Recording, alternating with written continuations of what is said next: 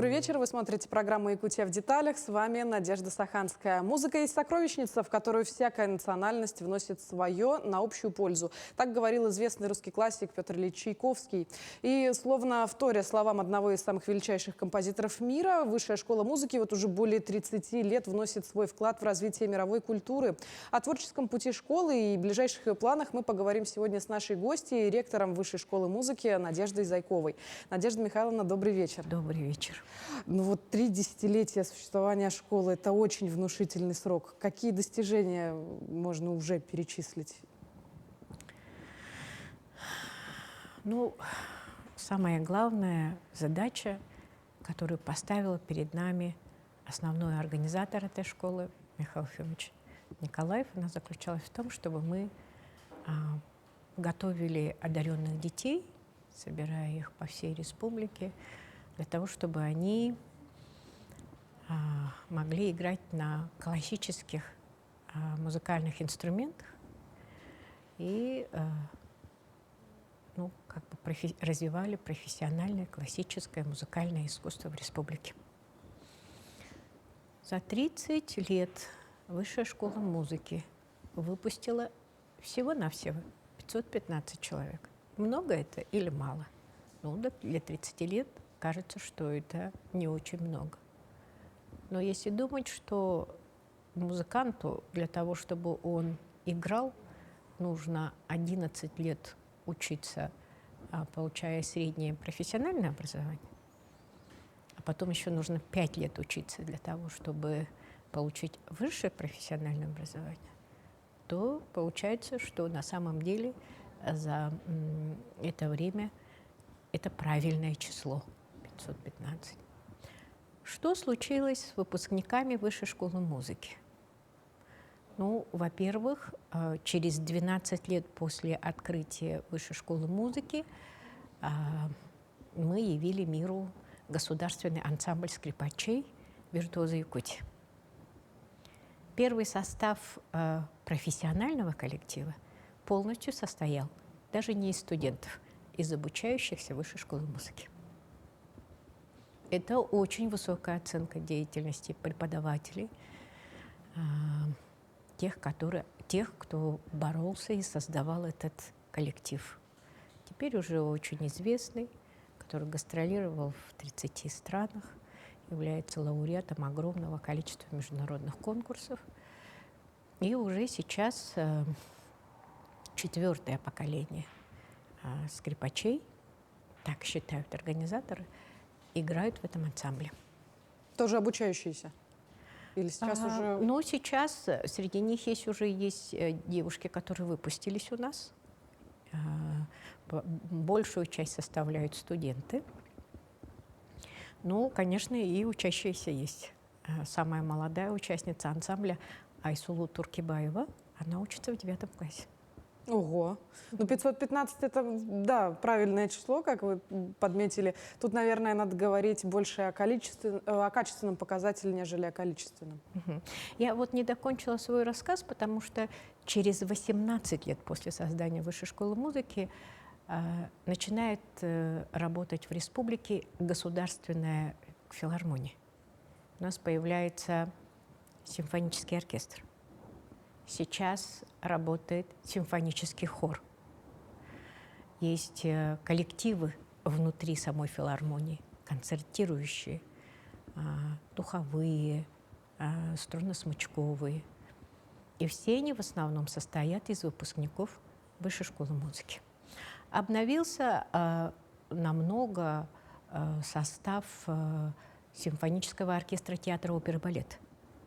Ведь Михаил Ефимович, когда принимал решение о том, что будет театр оперы и балета, я тогда, работая в Министерстве культуры, писала пояснительную записку, что театры оперы и балета создаются в городах-миллионниках, потому что им ведь нужно держать репертуар, выполнять план кассовый и так далее. Но Михаил Ефимович был тверд в своих решениях и сказал, что у нас в республике 1 миллион, и поэтому театр оперы и балета у нас должен быть.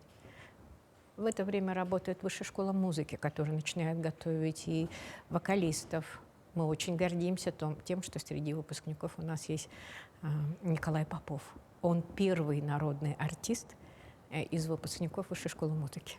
Их, конечно, впоследствии будет больше, но пока сейчас вот у нас есть один народный, есть ребята заслуженные, много лауреатов международных конкурсов. Это нас очень радует. Но вот функцию, одну из главных функций, одну из задач, чтобы профессиональное искусство развивалось, чтобы ее слушало население, чтобы постановки в театре или концерты в филармонии были полноценными, мы эту функцию выполняем. Это отрадно. Надежда Михайловна, давайте напомним нашим зрителям, что мы работаем сегодня в прямом эфире, и задать вопрос гостю программы можно по телефону 42 14 39 или же по номеру горячей линии в мессенджере Telegram 914 235 0502. А чем сегодня живет Высшая школа музыки? Каковы будни? Ну, вы знаете, у нас сейчас самая горячая пора. Начались технические зачеты на всех уровнях. Я напомню, что Высшая школа музыки состоит из 3 уровней. Мы детей набираем 6-7 лет и обучаем их 11 лет. Последние 10-11 класс они учатся в качестве студентов СПО. При завершении образования 11 классов они получают среднее специальное образование. Потом они начинают учиться в ВУЗе.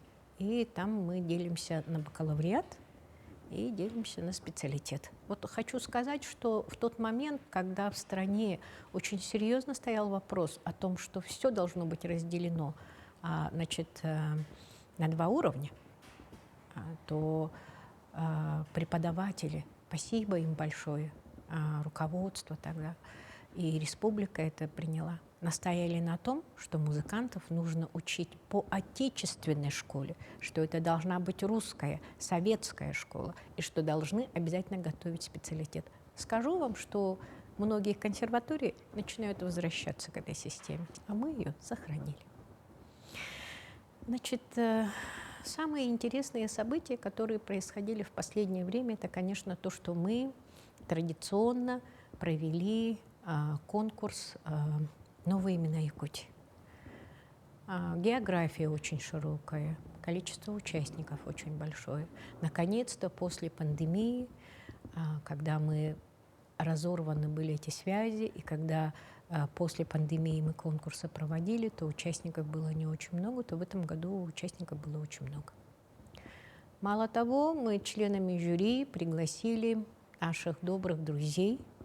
Эта школа создавалась по такому принципу, что обязательно приезжали лучшие педагоги страны, мира, для того, чтобы давать мастер-классы ребятам.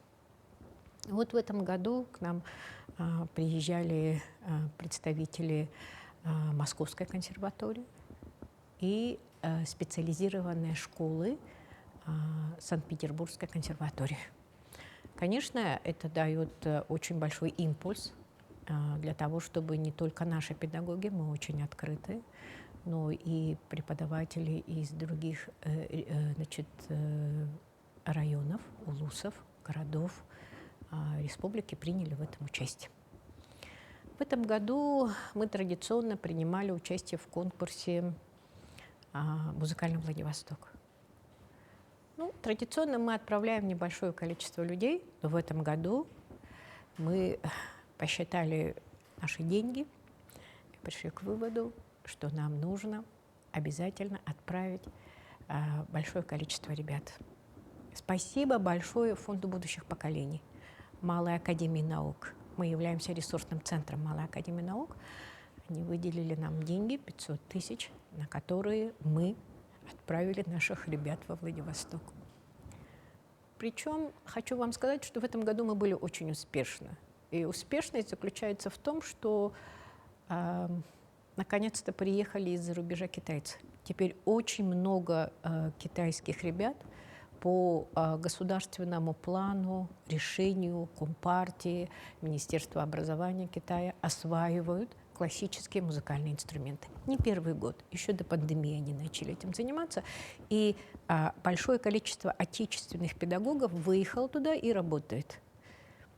Приехали очень сильные ребята. И вот мы гордимся тем, что в этом году мы выиграли гран-при у пианистов. И выиграли в самом взрослом составе. Елена Алексеевна Михеева, молодой преподаватель, выпускница нашей школы, в очень жесткой конкурентной борьбе выиграла гран-при конкурса пианистов. Это очень высокая оценка вообще кафедре специального фортепиано Высшей школы музыки. Это говорит о качестве, потому что там принимали участие, конечно, ребята из Владивостока, были ребята из Хабаровска, из других регионов, Новосибирска, Сахалина, очень серьезные, кстати, ребята, сильное такое среднеспециальное учебное заведение есть в Южно-Сахалинске. Знаю, потому что там работают наши выпускники. И вот то, что мы выиграли гран-при, нас очень радует. Много первых премий, вторых премий, третьих премий. Вот, например, вокалистка Мулаянова, студентка, да, она завоевала, казалось бы, только вторую премию. Но если сказать, что у вокалистов не было первой премии, а была только вторая, как первая, то можно сказать, что на самом деле это тоже победа, это почти первая премия. Ездили ребята разных возрастов, потому что мы же ведь школа, и у нас есть дети, которые учатся и в начальном звене, и в среднем звене. Малыши у нас тоже очень хорошо выступали. Я рада, что Максим Серов, он учится в 6 классе, он тоже выиграл вторую премию, например, среди скрипачей. Это вот на самом деле говорит о скрипичной школе, о том, что на самом деле вот ну, у ребят есть возможности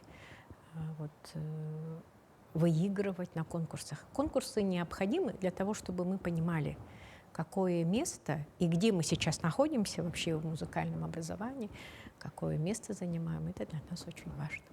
Ну, получается, что ученики дают имя своей альма-матер. А вот в свое время посещал Высшую школу музыки и глава государства Владимир Путин. Вот он тогда что осмотрел и с какими впечатлениями уехал? Ну, Владимир Владимирович приезжал к нам 22 июня 1999 года. Да. И тогда он не был президентом государства, он был секретарем госбезопасности. Ой, как это? Секретарь, ответственный секретарь Совета безопасности. Он приехал, его пригласили в школу, потому что тогда всех гостей возили в эту школу. Это была такая новинка, такая изюминка. А для ребят, как потом выяснилось, они давали интервью, для них это были очередные гости, которых они должны были показать концерт. Они показали ему концерт. И Владимиру Владимировичу очень понравилось. Ему понравилось. И я думаю, что это, не могу за него говорить, но думаю, что это вот эта искорка в глазах, которая была у детей, которые не знали, что они особенные.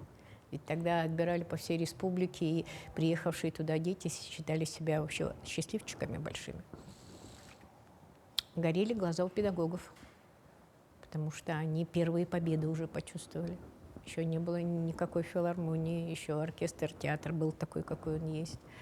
Но начиная с 1994 года симфонический оркестр Высшей школы музыки уже начал играть. Да? И уже маленькие скрипачи были, они уже ездили на гастроли. Все поездки, которые осуществлялись официально из республики, обязательно присутствовали учащиеся Высшей школы музыки. Было ясно, что их, они становятся брендом республики, что они очень значительны, поэтому им, конечно, было важно. Владимир Владимирович посетил школу, посмотрел, как живут дети, посетил учебный корпус, пришел в административный корпус, где у нас есть концертный зал, и послушал ребят. Ему очень понравилось.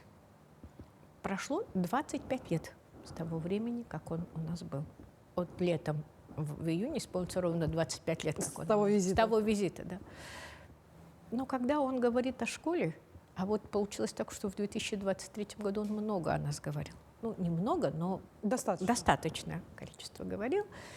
И когда он дает задание и говорит, даю правительству Российской Федерации задание, значит, взять под контроль строительство комплекса зданий Высшей школы музыки Республики Саха-Якутия. Он это говорит официально. А потом так откладывает бумагу, до сих пор помню. Он меняется в лице и очень хорошо говорит о том, как он у нас был.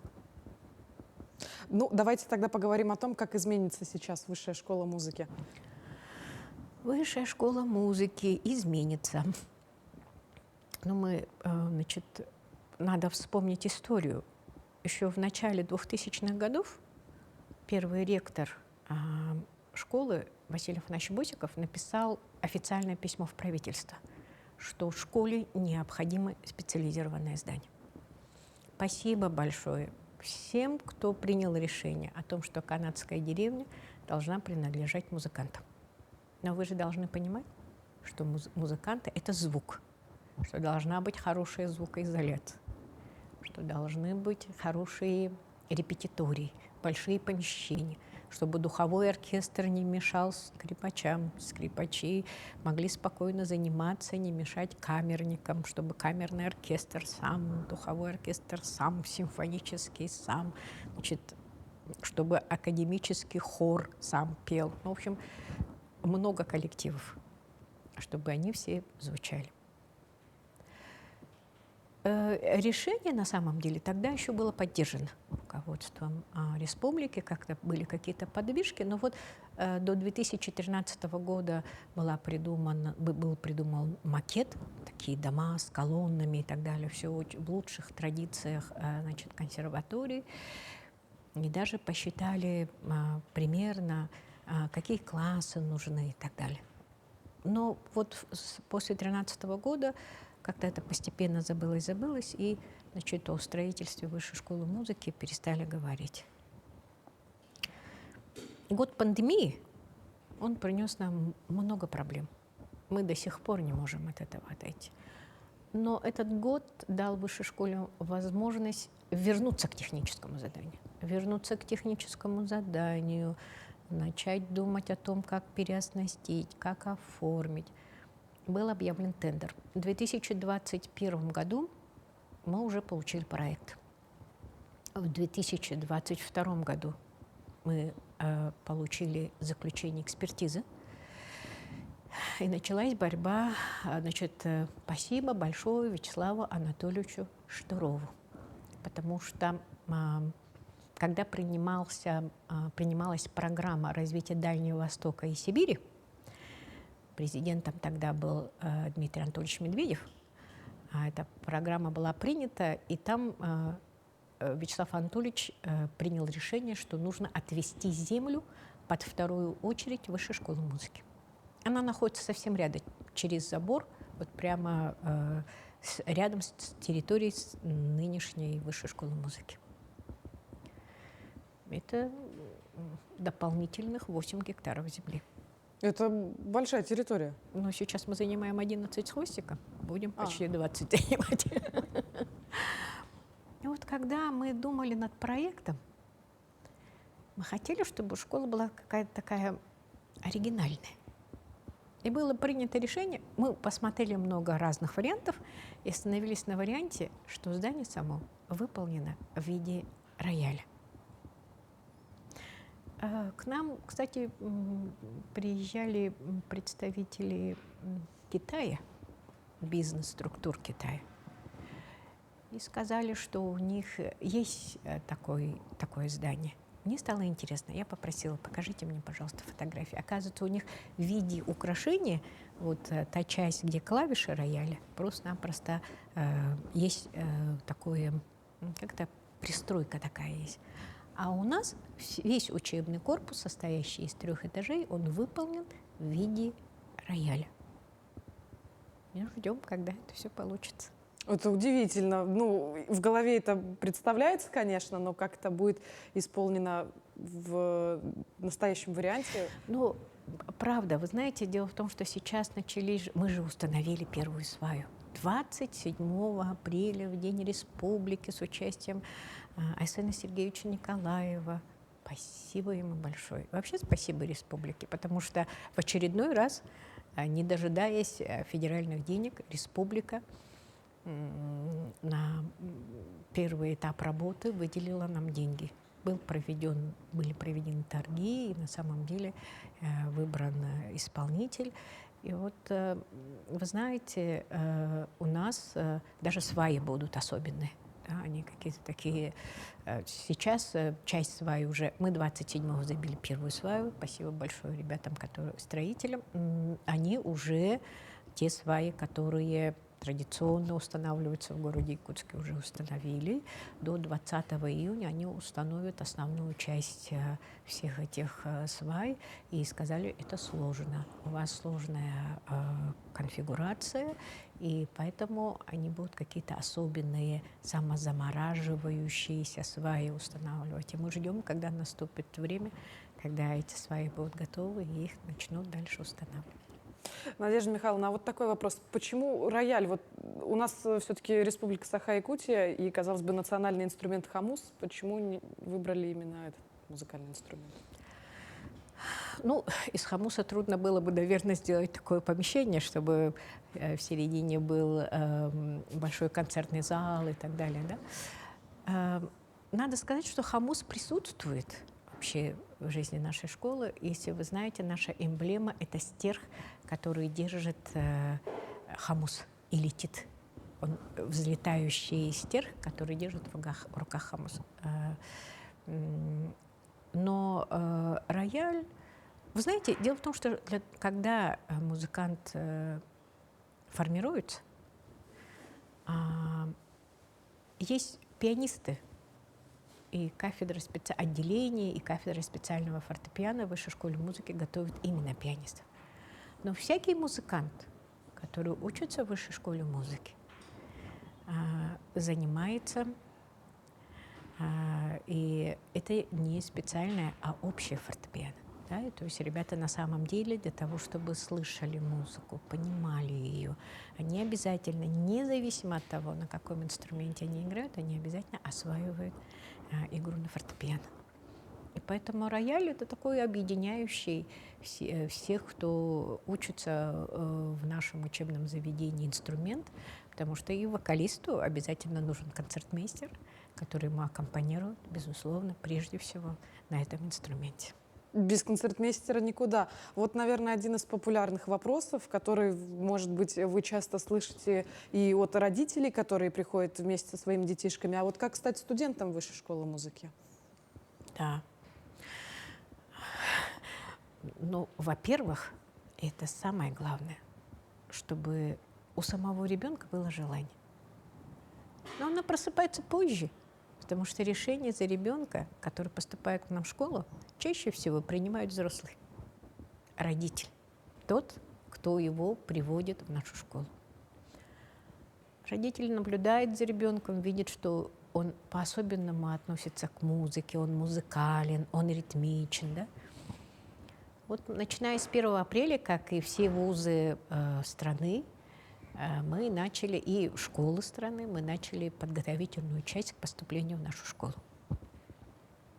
С 1 апреля по средам еженедельно мы всех родителей, чьи дети хотят к нам поступить, ждем на прослушивание. И это будет идти у нас вплоть до середины июня месяца. Дети приходят в школу, их просят исполнить песню, если он хочет прочитать стихи. Потом выстукивают ритмы и слушают, насколько он ритмичен. Повторяя за педагогом выстукивают? Да, ага. Да. Потом нажимают на клавиши, спрашивают какая-то нота, просят его повторить. И ребенок, если слышит, то он, конечно, это повторяет. Таким образом, проходят первые только подходы к тому, чтобы с этим ребенком разобраться. Это комиссия принимает решение. В июне же месяце этих детей будут отсматривать уже, разглядывать каждое направление. Как-то приходили к нам математики и говорят: скажите, пожалуйста, Надежда Михайловна, а что, когда они поступают в 1 класс, вы орфистов принимаете в орфисты, а трубачей принимаете в трубачей? Я говорю: да, мы их отбираем таким образом. Ребенок по профессии приходит в 1 классе. Знаете, дело в том, что кроме таланта ребенка, он должен физиологически созреть для того, чтобы играть на инструменте. И поэтому самые первые ученики, которые поступали в высшую школу музыки, это были пианисты и скрипачи. Их надо набирать чем раньше, тем лучше. В 5 лет. Есть родители, которые в 3 года уже начинают их обучать. Да? Поэтому вот одаренность ребенка надо развивать. Поэтому вот это начинается так. Бывают ли случаи, когда мы принимаем детей в старший класс? Так бывает, но очень редко. Очень редко. Чаще всего это дети, которые учатся уже в детской музыкальной школе, приезжают к нам на конкурс. Вот я назвала конкурс «Новые имена Якутии». Но вы же знаете, что Михаил Ефимович запустил такой массовый проект, как «Музыка для всех». Во всех общеобразовательных школах, как планировал Михаил Ефимович, обязательно должны быть коллективы, оркестры, в которых дети играют. И поэтому, когда проходят конкурсы «Розовая чайка», конкурсы проходят по зонам, конкурсы проходят в муниципалитетах, да, то мы обязательно отсматриваем детей. Кроме этого, понимая, что только этими конкурсами нам не обойтись, являясь ресурсным центром Малой академии наук, они выезжают и отсматривают одаренных детей по улусам. Вот надо сказать, что с помощью этого проекта мы посетили уже 17 улусов, и к нашей большой радости, в том числе и арктические регионы, да? Потому что есть возможность посмотреть детей, прослушать их, рекомендовать. Скажу вам такую цифру. В год мы прослушиваем около 500-600 детей. Рекомендуем к поступлению где-то человек 50, 50-60. Поступают меньше 5%. С чем это связано? Ну, родитель не может своего малепусенького ребенка отпустить к нам. Он не может жить без этого ребенка. Это вот самая первая проблема заключается в том, что родитель не понимает, как он будет жить без своего одаренного ребенка, отправить его в Якутск. Это сложно. Чаще всего родители впоследствии за своим ребенком в Якутске переезжают. А второй момент – ребенок сам не может адаптироваться.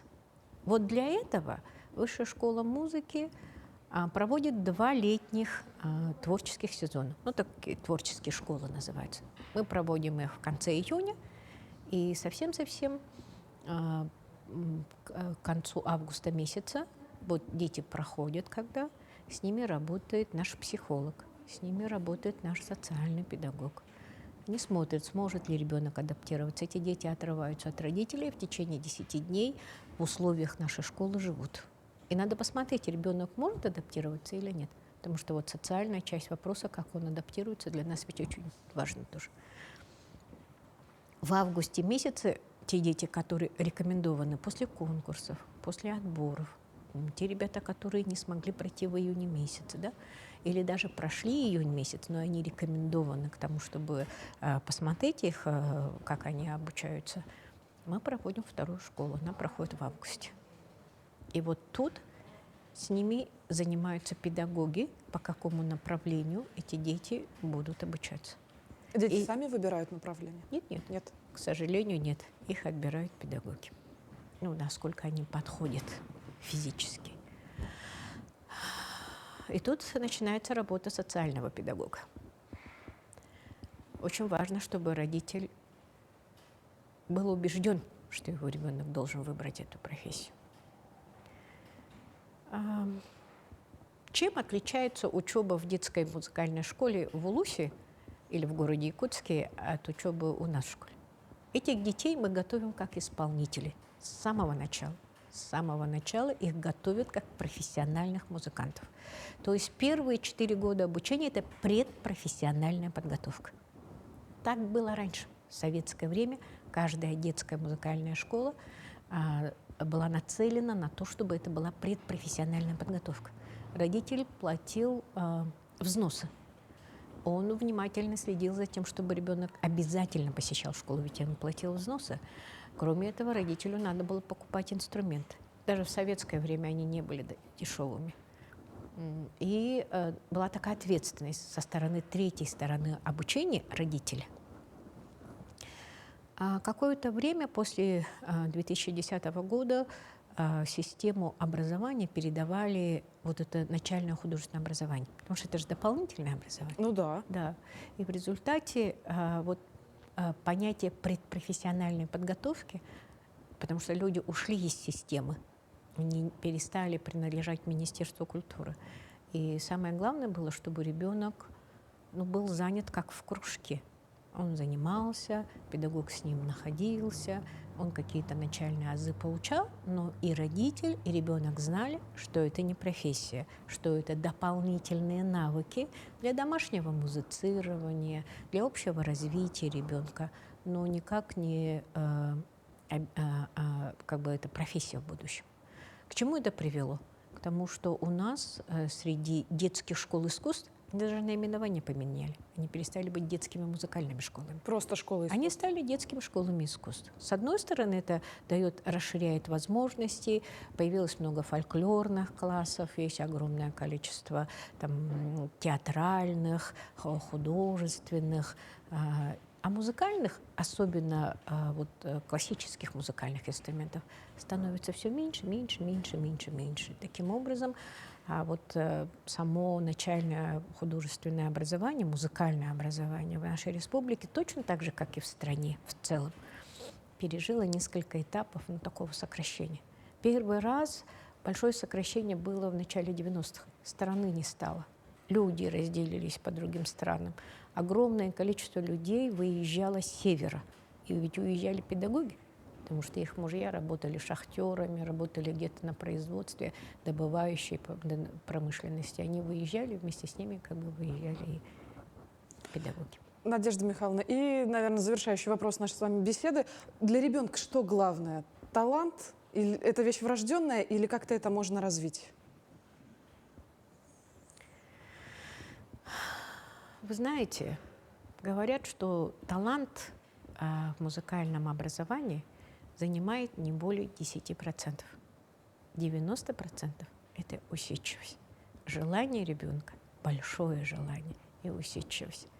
Большое количество талантливых людей не доучились в силу того, что им просто-напросто не хватило терпения. Ну, бывает и такое. Но обычно, когда человек неусидчивый, это говорит, наверное, о его бурной фантазии, такой талантливой деятельности какой-то, что помогает что-то новое открывать или сочинять. Да, конечно. Андрей Савич Борисов, недавно приезжая в школу, государственный советник нашей республики, долгое время мой шеф, мы вместе с ним работали в Министерстве культуры и духовного развития, сказал такую вещь: ты знаешь, креативные люди только художники и музыканты. Я сказала, почему? Потому что художник, он подходит к полотну и начинает рисовать то, что он нафантазировал. Вот это творчество чистой воды. Музыканты, конечно, они играют по чужим нотам, но тем не менее там элемент творчества присутствует. А композитор, безусловно, креативный человек. Давайте на этой креативной ноте закончим нашу с вами сегодняшнюю беседу. Большое спасибо, что нашли для нас время и поделились такой интересной информацией. Будем рады вас увидеть в нашей студии еще. Спасибо большое. На этом выпуск программы «Якутия в деталях» подошел к концу. С вами была Надежда Саханская. Смотрите нас по будням в 19:15. Расскажем обо всем в деталях.